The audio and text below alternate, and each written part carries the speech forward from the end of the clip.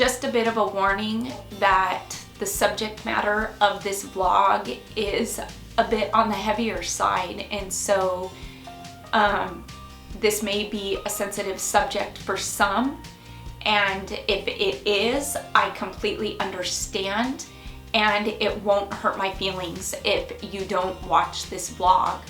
I do want you to know straight away that I will be continuing on with my channel, and I will be bringing to you DIY content on a regular basis. That is a fact. But today's vlog is something that I needed to do. And when I say that, it is because in the past, when I've done a vlog, it was therapeutic to me. And I am somebody that it helps me to talk about something. And it helps me to know that if I talk about something, that I could possibly be helping somebody else. And in the past, when I have done vlogs and I've done that, I have found that there was an outpouring of support that came my way. And the support that I was getting was prayers, being in people's thoughts, people sending their positive energy and their strength to me. And I 1,000,000% felt it. And some may not believe that, but I will tell you that it is true, that when you have an unbelievable subscriber base like I do, I can feel those of you who care about me. And as one-sided as this may be, meaning you all know who I am, you know what I sound like, you know what I look like, you even know some of my mannerisms, you know so much about me, but I don't know much about you other than the profile picture that I see in the comment section when you are a subscriber that regularly comments. And when I see those, and I see subscribers that come back and are regularly active in the comment section, it brings me comfort because I feel like we're friends. I feel like we know each other, and I can feel your concern and your worry and your positive thoughts and your prayers coming my way when I've needed them. Well, today, this vlog is a selfish vlog in the sense of I'm putting this out there not so much to inform or to help somebody, but because I need to feel the strength of the people that I put content out for every week. On September 26th, my son had an endoscopy done. It wasn't a routine one. It was one that our family practitioner ordered because Ray had come to me 2 weeks prior to that telling me that he felt like something was wrong. And he said that when he ate, it hurt for him to eat. And it didn't hurt for him to swallow in his throat, but right around his rib cage, there was a pain, and he felt like the food was getting stuck.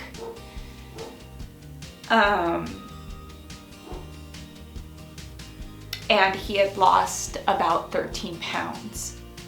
Now, I knew Ray had lost weight because I had seen it. It was visible, but I had attributed it to him 6 weeks prior being sick with COVID for a second time. And so I figured he didn't have much of an appetite then, and I figured that because he was sick for 10 days, he had lost the amount of weight and he was having trouble getting his appetite back. But he hadn't voiced to me that it had hurt when he was eating. And so when I asked him how long it had been hurting for, he said about 3 weeks from the onset of it.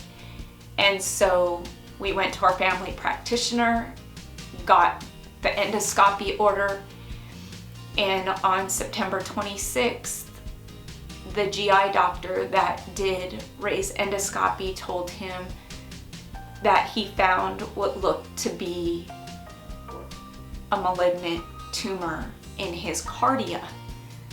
Now, I didn't really know what cardia was. I was kind of attributing it to cardiovascular heart.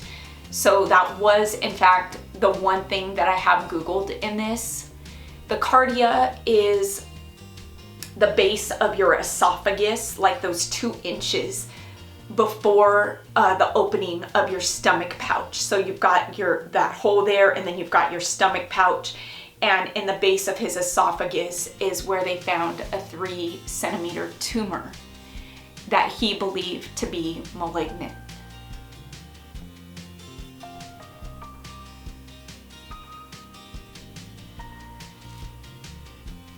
They took several biopsies. They said his throat looked normal. They biopsied the tumor. They biopsied his stomach that had mild gastritis, and then they biopsied the mucoli. We were then referred to an oncologist at City of Hope. And because I couldn't go into the endoscopy with Ray and he had been put under anesthesia, he wasn't remembering and super clear about what the instructions were afterwards. And so again, we made some phone calls to the GI doctor, to the imaging center. Nobody really had any answers. So again, we called our family practitioner, who told us to come in the next day at 10, which we did.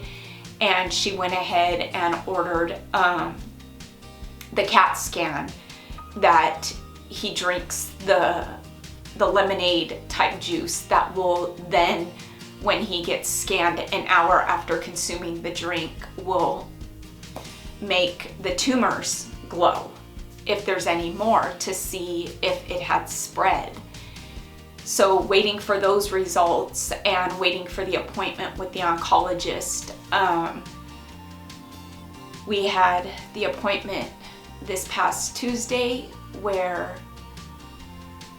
we were told that there was a 5-centimeter mass on my son's liver.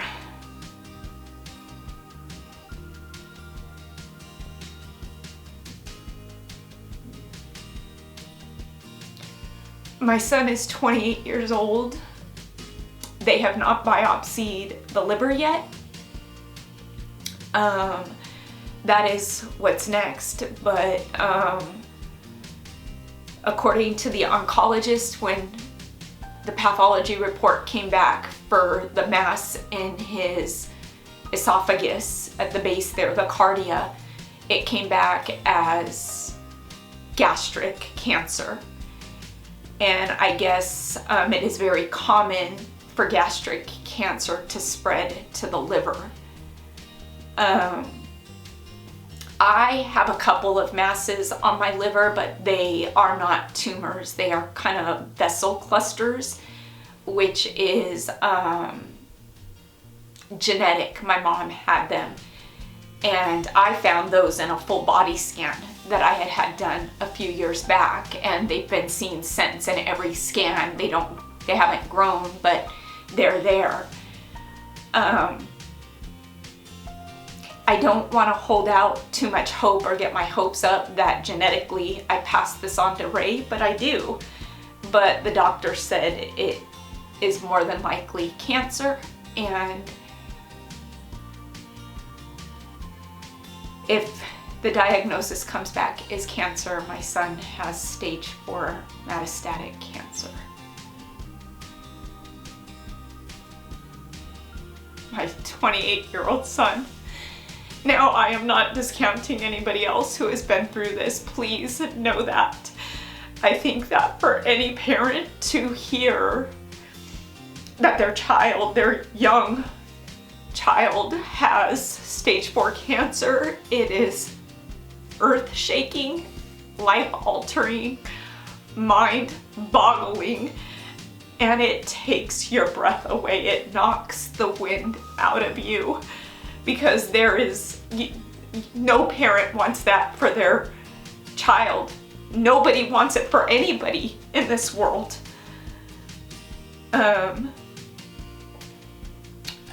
Sorry, my phone, I get text and I want to make sure.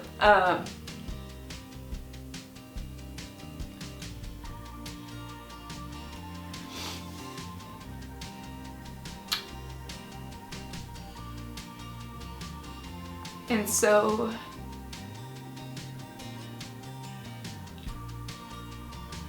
that's where I'm at in my life right now.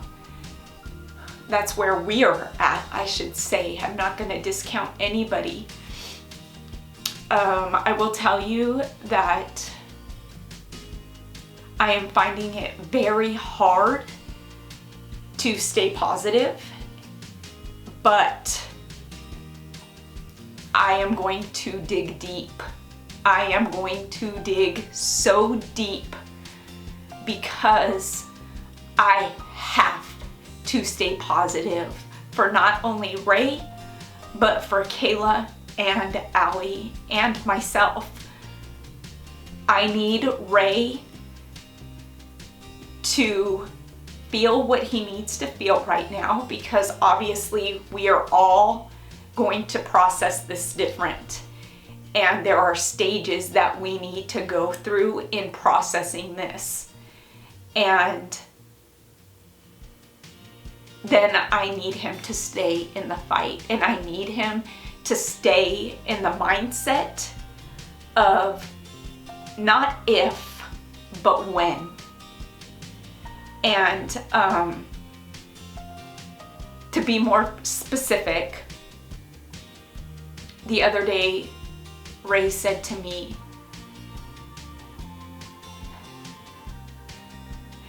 if I beat this, Mom,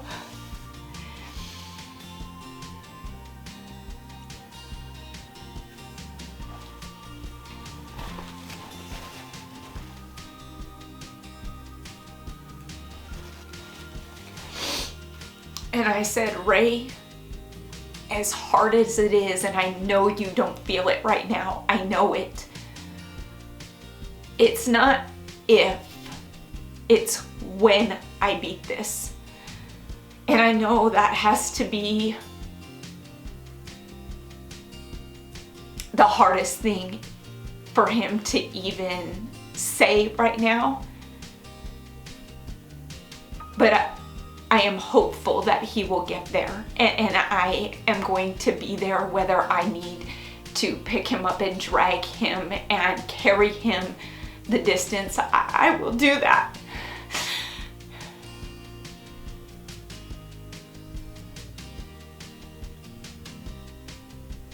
I have to stay positive for Allison, and I have to keep some sense of normalcy in her life. I feel like that is important, because she is too young to just be living this 100%. And I don't expect that it's not going to affect her, but I am hoping that I can try to keep her life normal on some days. I can't do it every day. That can't be helped right now, but I think that on some days I just need to let Allie have a normal life. And when we are all together, and when I say we are all, I am trying, Kayla and I are trying to not be gloom and doom. We're not trying, we're doing it. We're not gonna be that way. We are going to keep a positive atmosphere around Ray. And that's not pretending it's not there, because we know it's there. But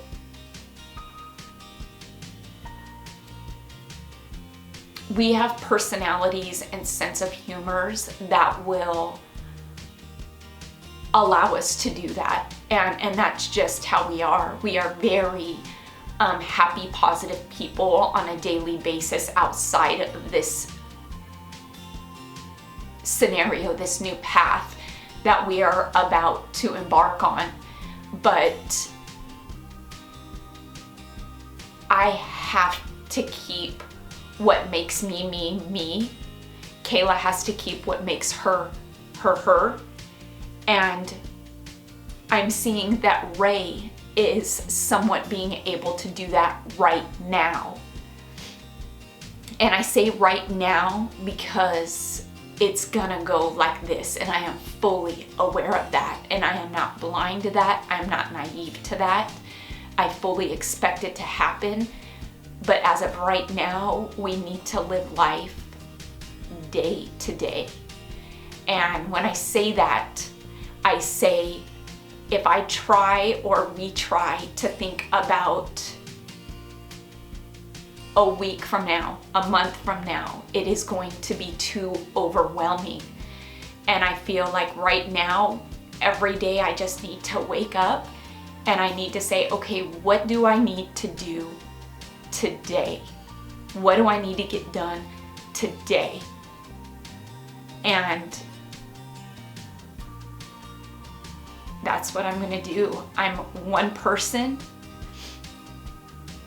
and I thank God that I have a very strong 23-year-old daughter that is my partner in this.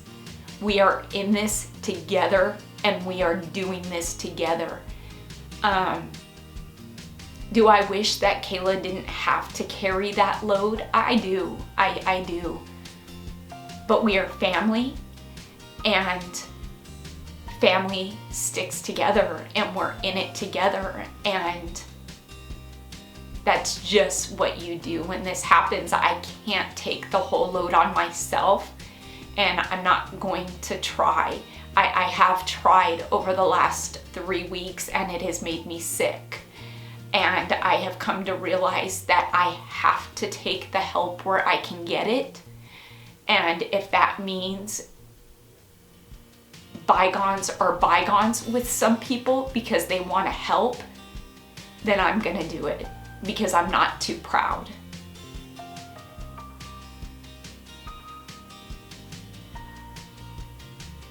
Because the most important thing right now is getting Ray through this. And I know that we are in for a fight. I know that we're in for a very rough, bumpy road. And there are gonna be things that I hear and that I see that are probably going to discourage me at some point. And Ray and Kayla, and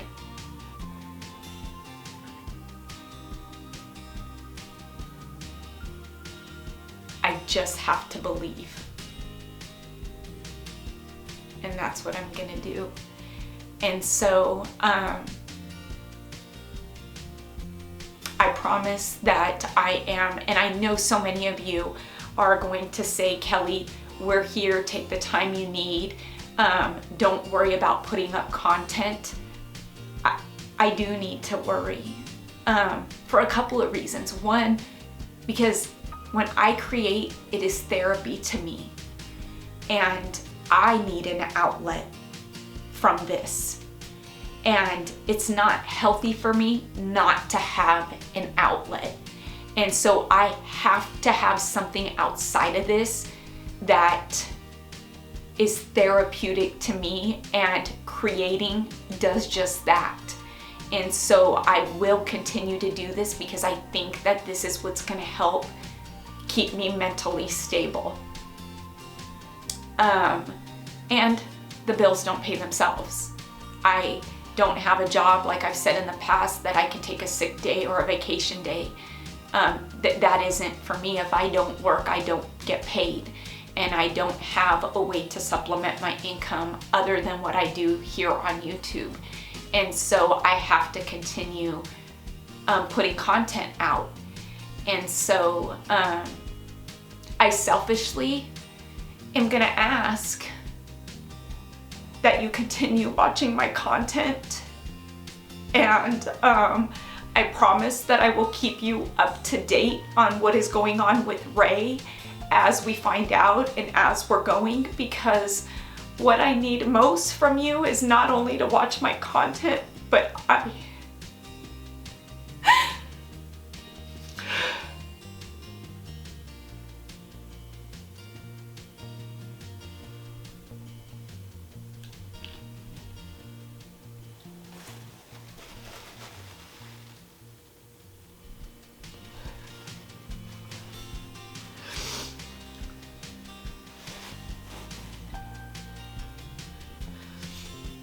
need for you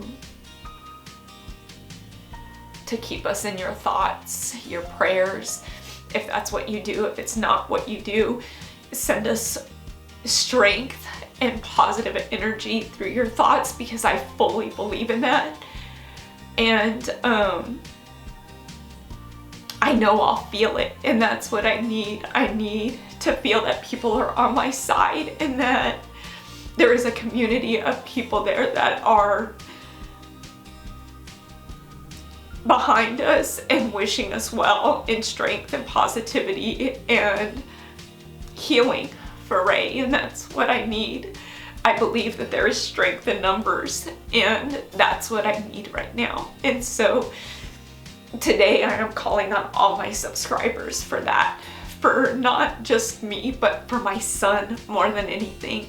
The strength for Kayla and I to get through this, but the strength for Ray to find the strength to want to fight. That's what I need. And for healing for him. So we have many more years with him.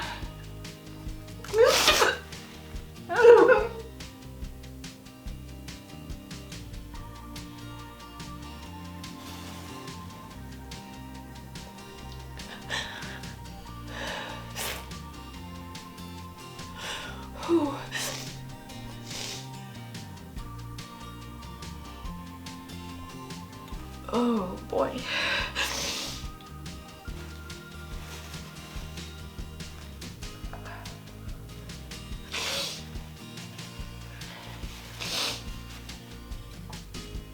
Oh boy.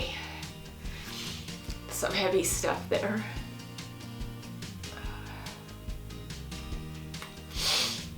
So